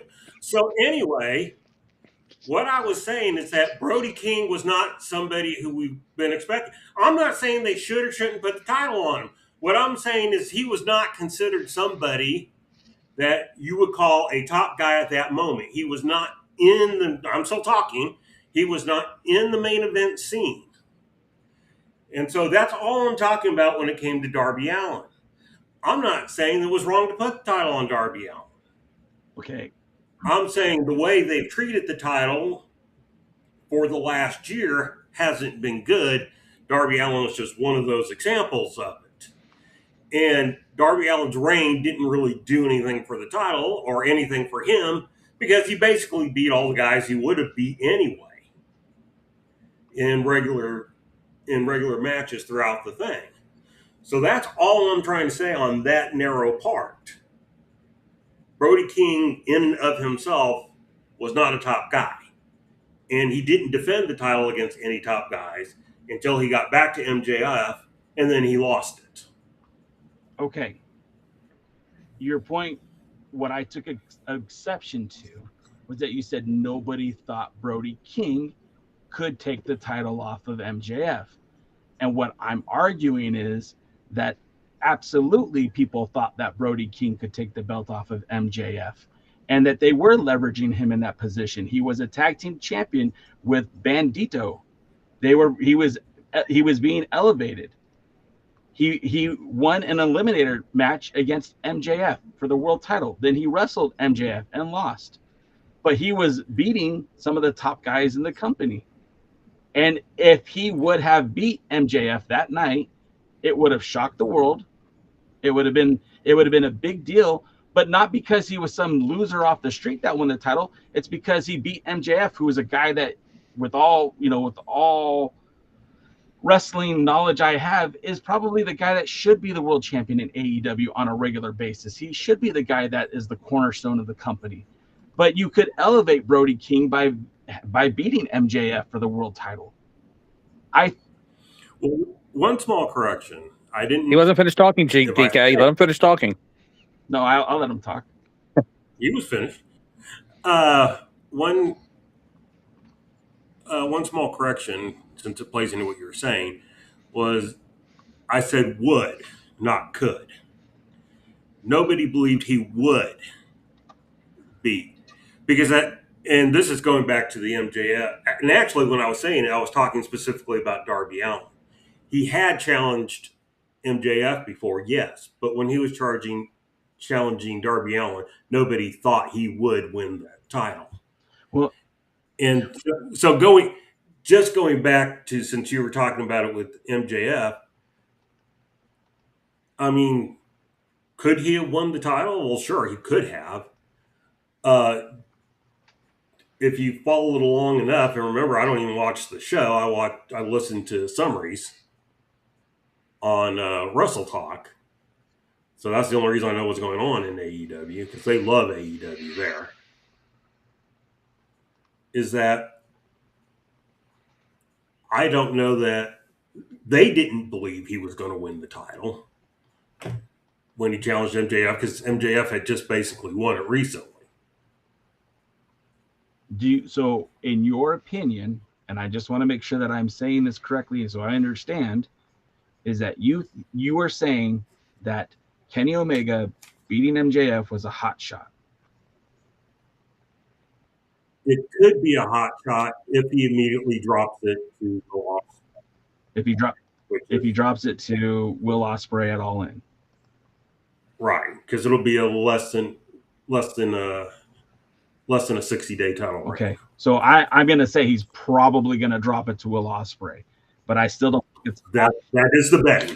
I would disagree with that, though. Again, and my point being, Jaden said that Sammy winning the title was a transition. Yes? Did I misunderstand? Sammy wasn't a transition. He was, too. A transitional champion doesn't mean you're going to take from one champion to another. A transitional champion means you are ending one reign to begin another reign. You're only there because they want to end one reign and create another. Now, often that means to another champion, but Ron Garvin was a transitional champion from Ric Flair to Ric Flair. That's all he was. He was there. And Dusty Rhodes has also been a transitional champion from Ric Flair to Ric Flair. It was just to make it reign number 12 and transition to reign number 13 or whatever hell that ends up being. Then I'm going to take a step back and I'm going to say this. If it's a hot shot, if it's a transitional championship, again, Jaden called me out when I was yelling it. Unpredictability is interesting. To me, chaos is interesting in wrestling. No, I don't want the Vince Russo style of shit. I don't want somebody to come out in pajama pants or somebody's mom challenge for a title. Like, no, I don't want that. But what I'm saying is a guy like Brody King, who was being, in my opinion, built up to be something bigger than just a mid-card guy, when he wins, when he challenges for the title, to me, it's not out of the realm of possibility for him to win it.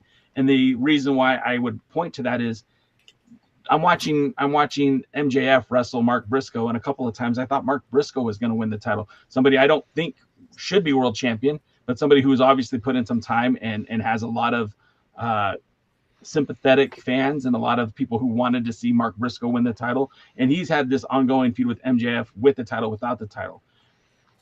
Kenny Omega winning the title, I do think that is a transition, because I think they wanted to have Will Ospreay win the title in the UK. I think that's what's going to happen. At Wembley, he's going to win the title.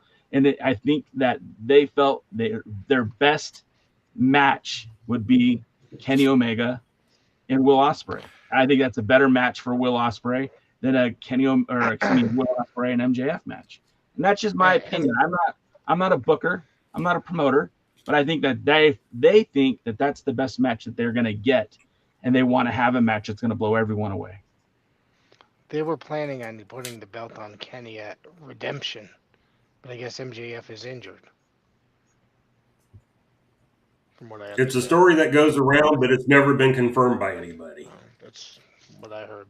Yeah, he might be. I'm not saying he's not. He hasn't been. I'm just saying that it's been going around. But now, may I rectify what I was saying about? May I rectify what I was saying about? When I was going, that's a Vince Russo thing. When you said that, why not on somebody different? You don't put it on with somebody because you don't put a championship on because it's putting on somebody different. You put a championship on because they deserve it, or they earned it, or you built them up for it. It could be a different person. I have no problem with Brody King being the champion. Out of anybody who's currently won it since that time, I would have had Brody King. I'd rather have Brody King did it. But you don't do it to make it because it's different. You do it because it makes money. Exactly. You got to put asses in seats.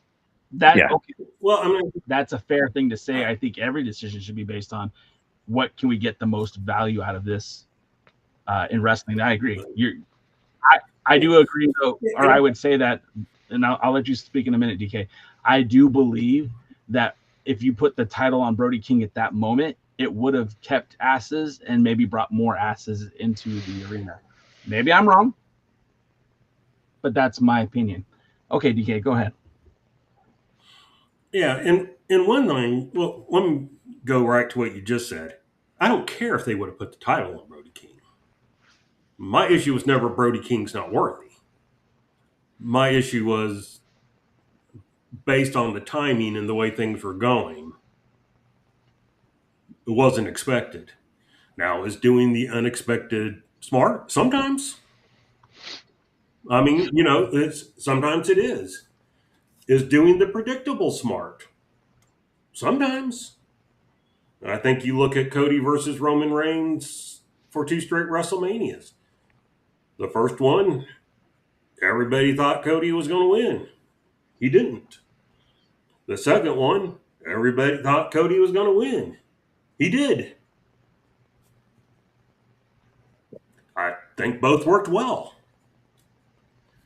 So it's not a matter of, well, it needs to be unpredictable or it needs to be predictable. It needs to be good. It needs to make sense.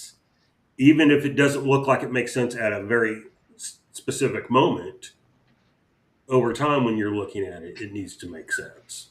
I think that's fair. I think, but again, when we look at things through the rearview mirror, it's 20/20 vision. We see everything differently, right?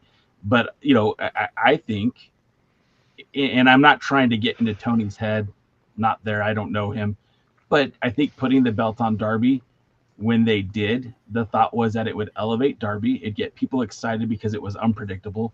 That it was something that nobody, like you said, it wasn't a foregone conclusion that Darby was just going to become world champion.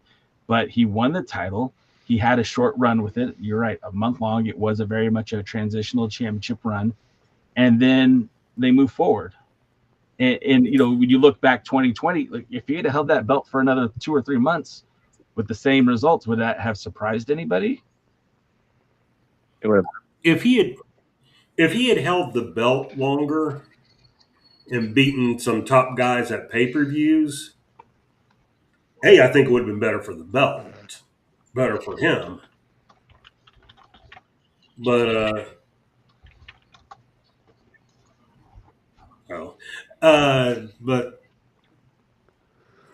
yeah, I think that would have surprised me. I don't think people were necessarily surprised that Darby Allin won that night. It was kind of being set up for that.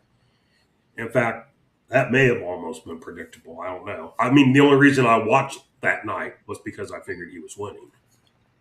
And I didn't tune in until the end of the show.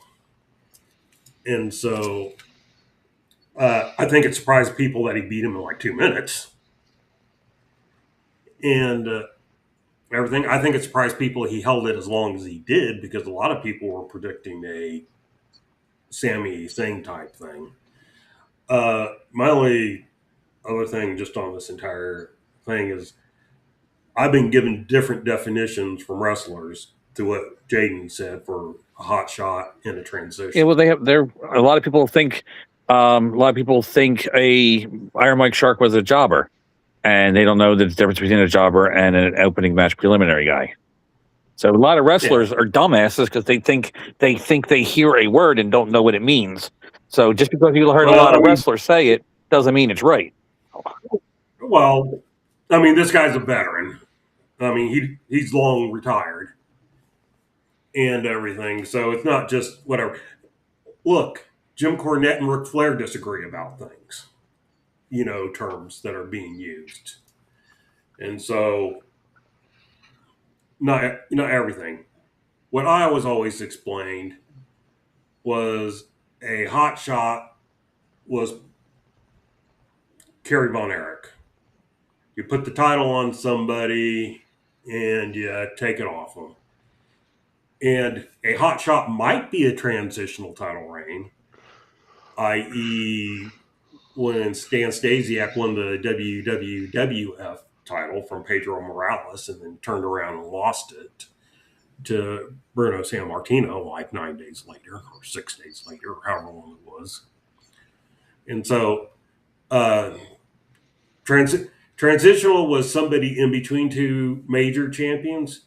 The reign could be 6 months, but basically you had your big champion that held it forever over here, and you had your big champion who held it forever on the other side. And so that's just my one last question as it pertains to the AEW World Championship, just because now that we were talking about it and hot shots and transitional and all that good stuff. Part of the problem with Darby Allin's title run was that it was short. It was only 39 days, and in that 39 days he defended it like 8 times or 9 times, whatever it was.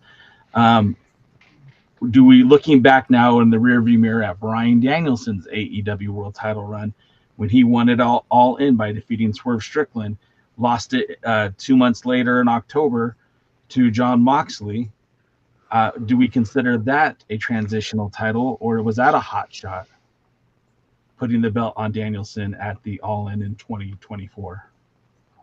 How long did he hold it? He held it for just over 2 months, or just under 2 months. Just under 2 months.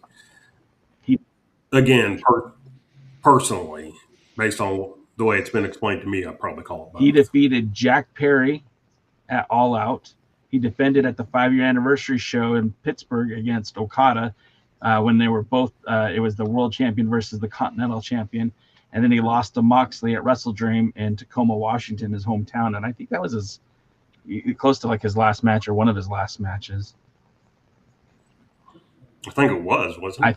I don't remember, and I'll look. That's what I'll look up next. But so you would say Danielson had a transitional run as world champion in AEW? Yes. Yeah, basically.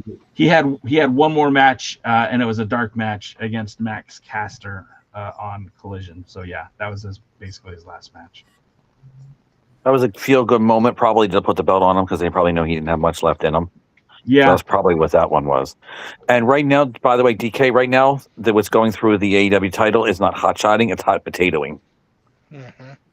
So that's the term on that is hot potatoing. What the hot shot is supposed to be for, why the hot shot happens and why the Tommy Rich one works and why the other ones don't, is the hot shot is supposed to be to do something when your territory is currently down, the attendance is down, the excitement's down, the energy, the money isn't being drawn. So you do a couple hot angles really fast in really quick succession to try to grab that interest and rebuild that interest up to create an interest in the company and get fresh energy and fresh storylines. Usually, a lot of times, it's like hot shot could happen when a booker leaves the territory, or when a bunch of talent leaves the territory, or if the territory is just absolutely dead and you're looking to throw some life into it. Dusty hot shotted a lot right near the end of Jim Crockett Promotions before it became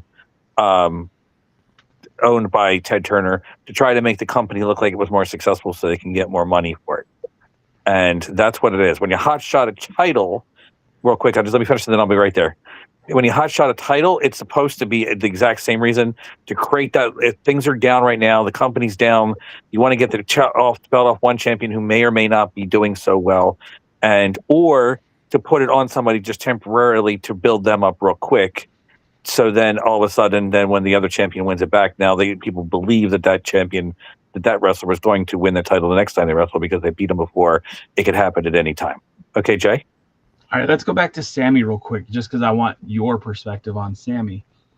A lot of people were saying that Cody Rhodes was stale as world champion. A lot of people said that it was time for him to lose the title, speculating that he might be off TV for a while to go to, start promoting Street Fighter, the movie, and all that stuff. So by putting the belt on Sammy in a feel-good moment in Saudi Arabia, where he is Muslim, the fans are majority Muslim there. Him winning the title and then 9 days later losing it to CM Punk. Is it a transition because you're putting the belt on Punk and now we're going to see Punk and Cody probably at SummerSlam where Punk will probably keep the title? Is it a hot shot because you put the belt on Sammy to give him that little bit of a rub now that he can say he's a former champion, and when he goes to challenge for the title or gets back into the title picture, if he does at some point, does he have more authority at that point? I mean, explain to me what the process was for that, because I'm just curious because, I know that I think everybody knew that Sammy was going to have a short run as world champion, but what kind of a short run would you classify that as, I guess? You can be more than one thing, by the way. You can still hot potato, you can have a transitional, and you can have a transitional championship. It could be all three if, in that reign. In fact, that's going right now, what's going on in AEW. The reason they put it on Sami Zayn is only because it was in a Muslim country. I don't believe that was the right move if they didn't have long-term plans for him, my opinion.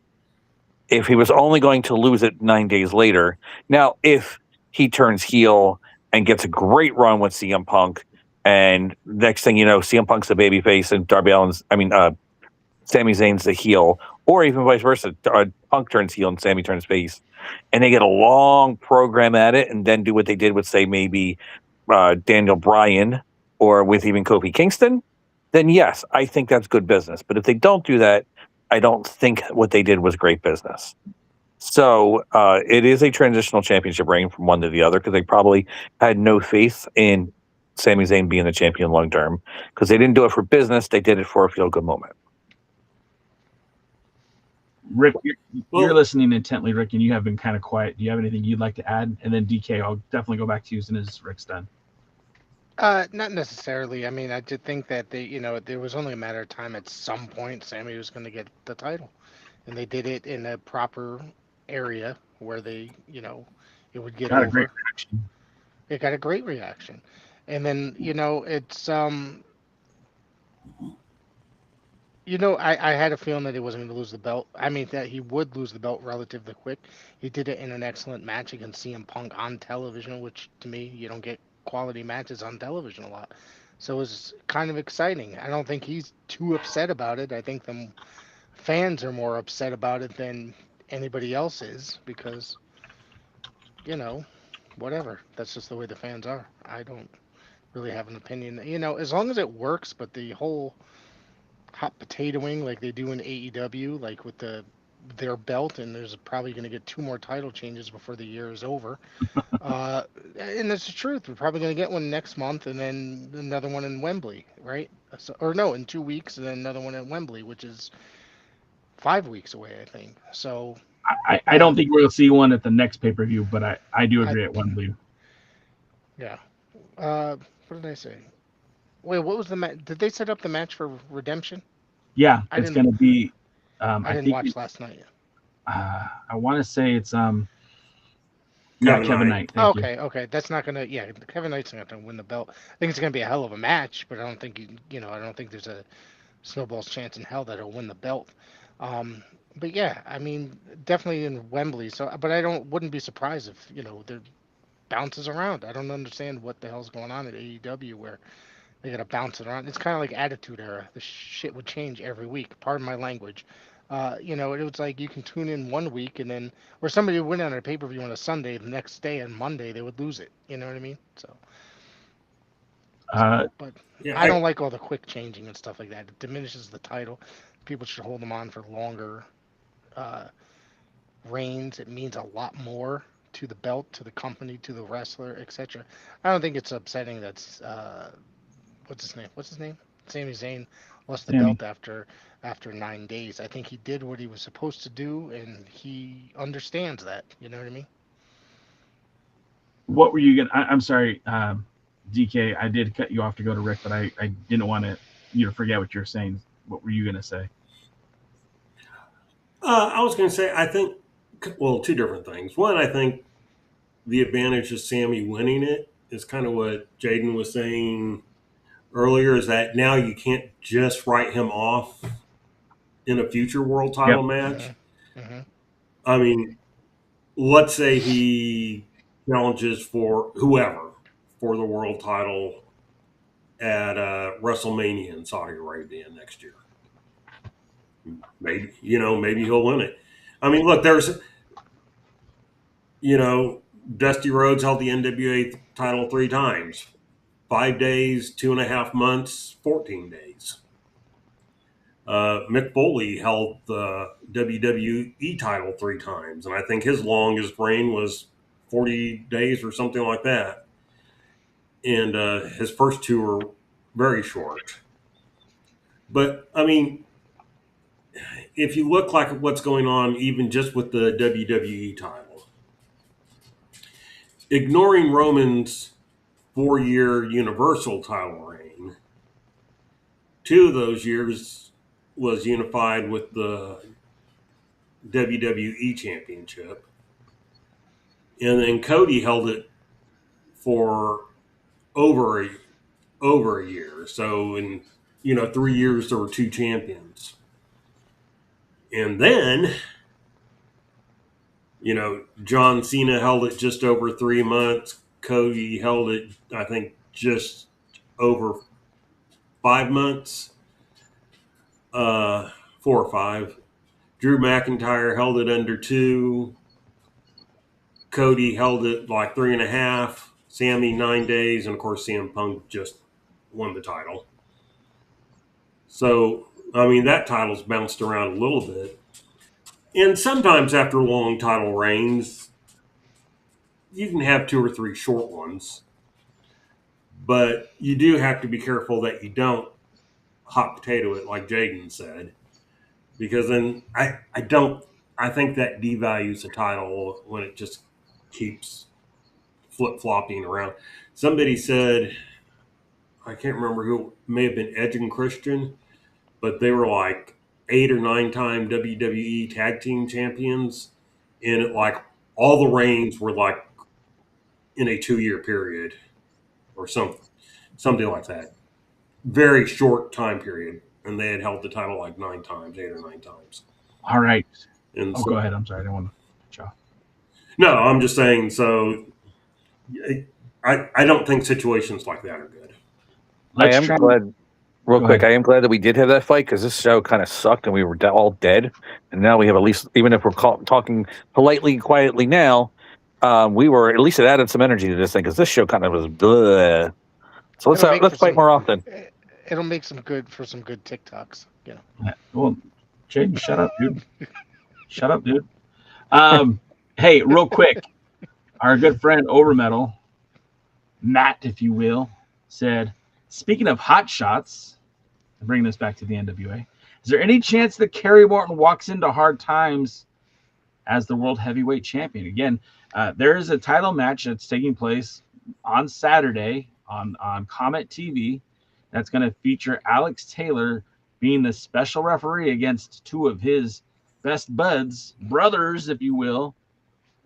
Thrillbilly Silas Mason, your NWA World Heavyweight Champion, Third Generation Butterfly, face of Comet TV, Kerry Morton, one-on-one with Alex Taylor as your special guest referee. Is there a chance in hell that Kerry Morton walks into hard times as World Heavyweight Champion?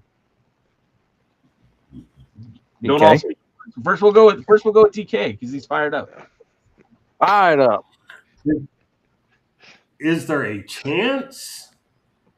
Yes, there is, especially with Billy. Should they? No. So that's I'm my going to add a 2 cents. caveat to that because I'm curious. Is there anyone on the roster that you would give a short, quick reign to help elevate, to create a new number one contender? You know, somebody to rival Silas Mason, because that's something that he's very much lacking right now. Is there that's going to be a 2-part question. You answer the first part, now I answer the second part. Is there someone on the roster currently that you see that would make sense for them to get a quick 9-day run?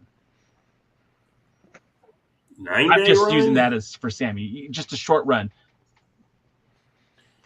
Use it to help them in the future potential for winning the title. I would only Sorry. Thank you. only probably Pope or AJ Cassana. Oh, I like both of those answers. Okay, now we'll go to you, Mr. Professor Rick Del Santo. I don't think there's anybody of quality, really. There's not much quality that can take that title from Silas Mason that's a regular contracted employee, other than one of the names that DK mentioned in AJ Kazana. I think he's the only guy that could set up the future for a great singles run and possibly with the NWA World Title. Kerry Morton, I wouldn't be surprised with Billy. I mean, he's done some things that have made me shut off the product for months at a time, and if it wasn't for this show, I probably wouldn't be watching. So, do I want to see it? Hell no. He just does not look like a world heavyweight wrestling champion. You catch my drift? Silas Mason fits that mold, I believe, and is marketable in that manner. So not for nothing, Kerry Morton doesn't even look like a wrestler. Like, he just looks like a twig with legs, I mean, he's just, is he good? Yeah, he's not too bad, but I just don't think he's there in that manner. Jaden, your thoughts? I wouldn't be surprised if it happened, but it shouldn't, and I don't want it to, so I'm going to say no. As a transitional champion, the problem is they don't have anybody on the roster that's built up well at all. And even Silas Mason, who I'm a big fan of, his reign has been very disappointing because his challengers have none of them, except for maybe Matt Cardona, have meant anything for all of his pay-per-view big match challengers would be great TV challengers, but the problem is they build them up for these signature live events that they're showcasing, and that's the problem. He hasn't had that big signature win at all. It looked like he might have started being cool with Latimer and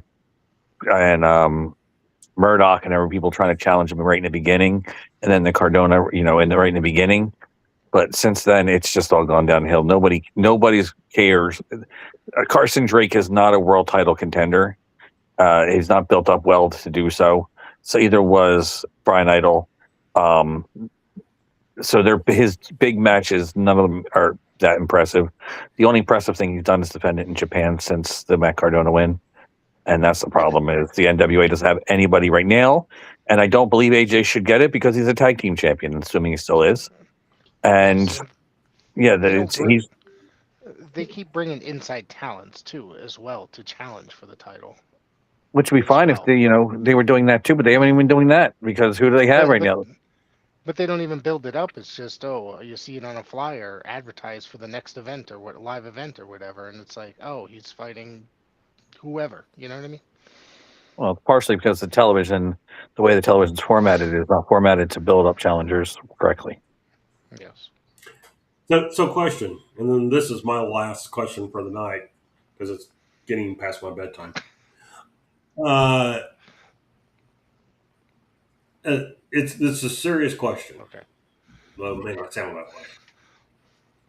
Is Thrillbilly versus Carson the most disappointing main event for an anniversary show since Billy took over.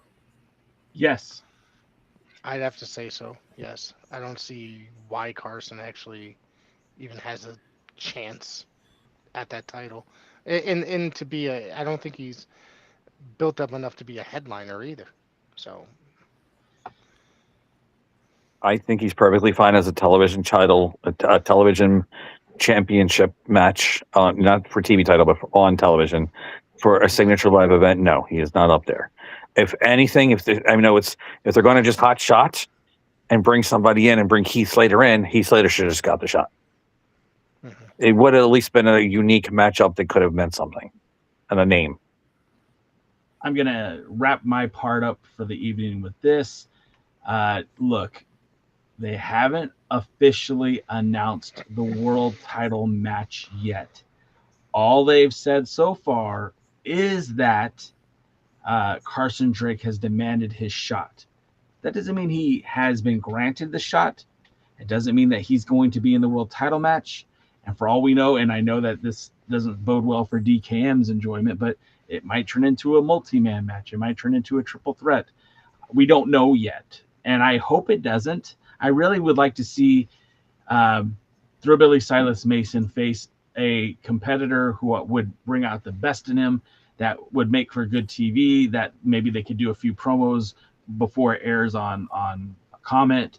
But if the match is Carson Drake versus Silas Mason, yeah, I'm going to be a little disappointed. And I'll be honest, this is probably the least excited I've been for an anniversary card in the Lightning One era. I've been to more than a handful of the anniversary shows live and in person.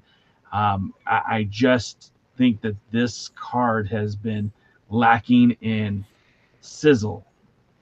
I don't see the sizzle there. Maybe there is substance, and maybe we'll see it, and I hope to be wrong. I'm going to be there live. I'm spending my hard-earned money to fly out there. I'm spending my hard-earned money to be front row. It's not free for me to be there. No one is giving me anything to be there. So I hope I'm wrong, but I feel like I might have picked the wrong show to attend this year because I don't feel very favorable about this card, about this main event. And there's still time for them to change it up. Card is always subject to change. Who knows? Maybe something else will happen. But as of right now, not impressed. yeah, just by looking through the list of matches, I'm not impressed either. So I kind of hope for a wildfire in somewhere where Carson Drake can't make it, so they got to put somebody actually worth it in there. It could be, though. Who knows? Maybe it's Carson Drake versus Kerry Morton. Oh, shit. Oh, Jesus. You're just making it worse. All right.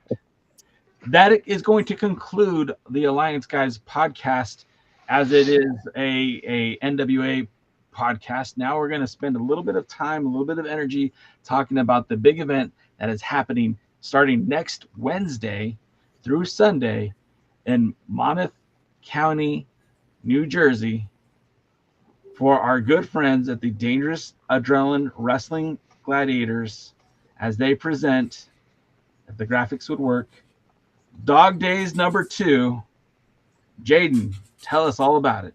Daddy. Dog Days of Summer 2, and there's no funny rhyming thing because apparently it's messed up.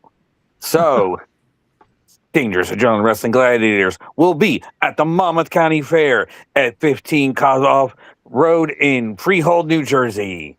You get to see such superstars as Impact Wrestling superstar Falaba, the World Wrestling Grand Prix champion, the strong, powerful Latina baddie that she is, Gabby Ortiz, the Dangerous Adrenaline Wrestling Gladiators tag team champions, all fight, no flight, off flight. I don't know how that thing goes.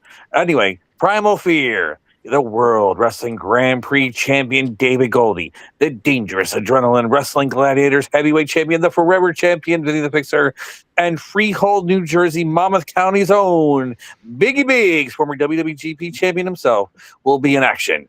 Every night there'll be different wrestlers on the card. Some champions you'll see wrestle more than once. Some championships you'll see wrestle more days. Some champions you're only going to be wrestling one time, but you never know what it is. So you got to be there all 5 nights to see what wrestling action is going.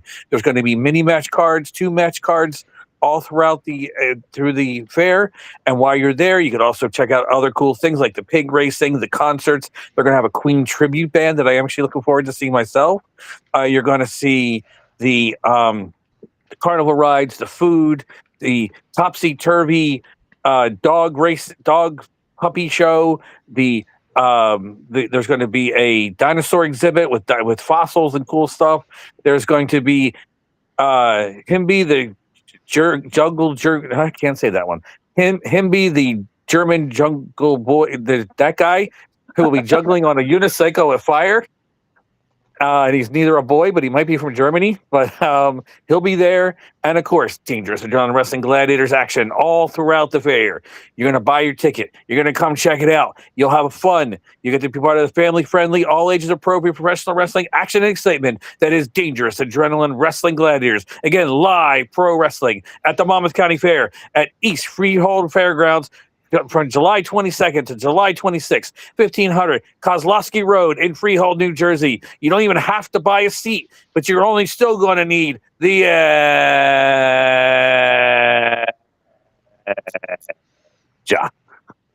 period. Love it. And they have a Super Himalayan ride. Luthez, you're going to be in town. Are you going to roll with me on Sunday? We'll talk offline. Hey, what's coming up next for the Pro Wrestling Zone, for the Rickdale Santo show, for the Alley Fights? What's going on? Nothing. We just have a show August 7th for Alley Fights. I have no podcast scheduled. I mean, I have them scheduled, but oh wait, I lied. Sorry. Talking to Hayden Backlund this weekend. Oh, nice. So we're talking to him, and that's pretty much the story. Just have to confirm the time, and well, I'll drop that probably on Monday. So if it goes through this weekend. Is he Bob's nephew real life? Does that shoot? I'm sorry. Does that work? Is he Bob Backlund's nephew in real life, or is that shoot or work? I could ask. I highly doubt that he is, but anything's possible, right? And I will be interviewing the great Biggie Biggs, former World Wrestling Grand Prix champion, former NWA. What was the title? Was it NWA East? No. He is a former NWA New York champion. He's a former NWA Virginia champion, and he's a former NWA Eastern Shores champion. That's it, Eastern Shores. That's the one I was thinking of.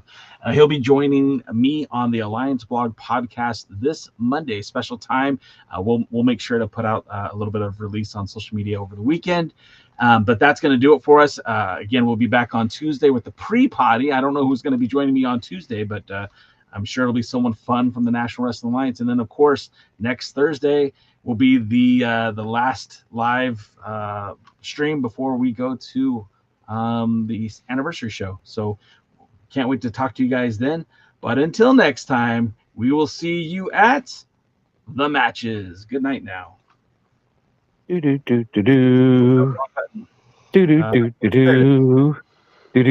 for joining the stream. This has been a presentation of Alliance-Wrestling.com. We genuinely appreciate your support. Would you consider subscribing so you'll never miss a future episode? I'd also like to remind you we do a live stream every Tuesday at 5 p.m. before NWA Power. You can find us on social media at the Alliance Blog. And until next time, we are